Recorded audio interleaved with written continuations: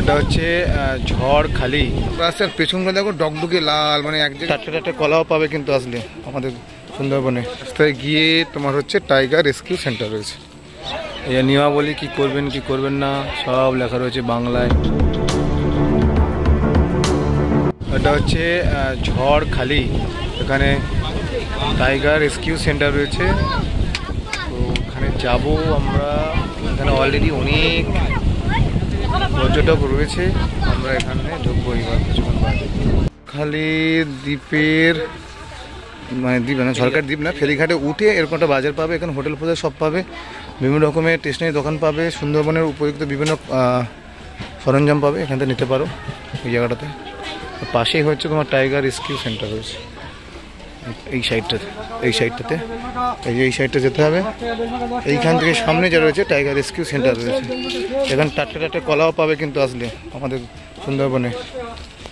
এই রাস্তায় গিয়ে তোমার হচ্ছে টাইগার রেস্কিউ সেন্টার রয়েছে। আর এই রেস্কিউ সেন্টারকে অন্যরকমভাবে নতুনভাবে সজ্জিত করেছে মমতা বন্দ্যোপাধ্যায়। এসে মাত্র আমরা বাঁদর দেখতে পেয়ে গেছি, অনেকগুলো বাঁদর রয়েছে। এই একটা রয়েছে মারবো একদম রয়েছে, সাথে এখানে দুটো রয়েছে উকুন বাসছে, দেখো উকুন বাসছে। বেবি রয়েছে, ছোটো ছোটো বেবি রয়েছে।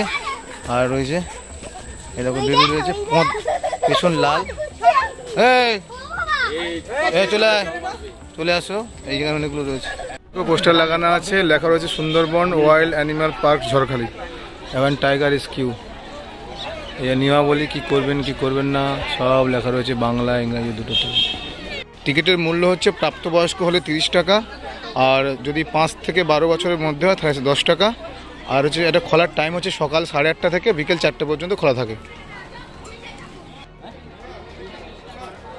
সাথে এখানে ময়ূর রেখেছে, এই যে এখানে ময়ূর রয়েছে, দুটো ময়ূর রয়েছে, একটা রয়েছে আর একটা উপরে রয়েছে, ওই দিকটাতে রয়েছে,